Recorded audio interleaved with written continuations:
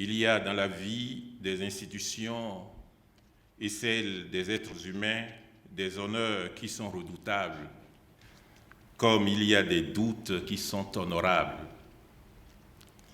Honneur redoutable comme celui qui saisit mes collègues de la Cour constitutionnelle et moi-même, dans votre présence si massive, en vos qualités estimées et distinguées, Mesdames et Messieurs les présidents et membres des juridictions communautaires et nationales, ainsi que des commissions électorales.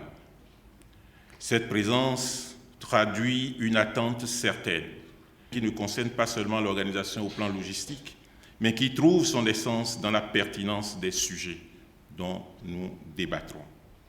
Honneur redoutable aussi par la présence de nos respectés prédécesseurs.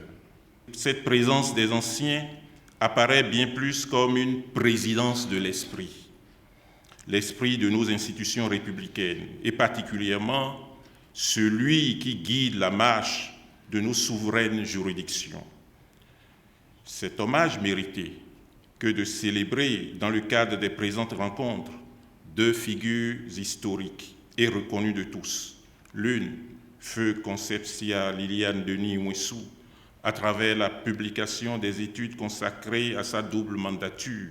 L'autre, Maurice Glélet Aranzo, à travers la remise du prix de thèse institué en son honneur par la Cour constitutionnelle. Honneur redoutable, surtout, que celui qu'inspire la présence des maîtres de l'expertise et de la pensée politique et institutionnelle dans nos États comme dans nos régions. Honneur redoutable, enfin, que celui qui nous habite à vous recevoir, vous, Madame la vice-présidente de la République, et avec vous, Monsieur le Président de l'Assemblée nationale. Votre présence est le témoignage renouvelé de votre attachement individuel et collectif à la solidité de nos institutions et à la solidarité dans les actions qu'elles développent.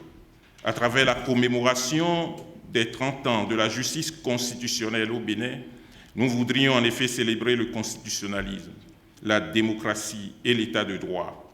Madame la vice-présidente de la République, votre personne et votre parcours traduisent les défis qui nous réunissent en ces lieux. À travers la commémoration des 30 ans de la justice constitutionnelle au Bénin, nous voudrions en effet célébrer le constitutionnalisme, la démocratie et l'état de droit. Votre parcours de femme politique, nourri à la sève du pluralisme politique et de l'égalité des droits entre hommes et femmes, dans ces avancées récentes, comme dans ces fragilités, vous légitime à faire avec nous le bilan rigoureux et fixer les perspectives des évolutions démocratiques rendues possibles par la Cour constitutionnelle depuis ses origines de Cour constitutionnelle transitoire, présidée entre 1991 et 1993 par Monseigneur Isidore de Souza de vénérée mémoire. C'est depuis 1991, en effet, que la justice constitutionnelle est devenue effective dans le cadre des fondations nouvelles de démocratie libérale posées par la Conférence nationale des forces vives de la nation de février 1990 et portées par la Constitution du 11 décembre 1990.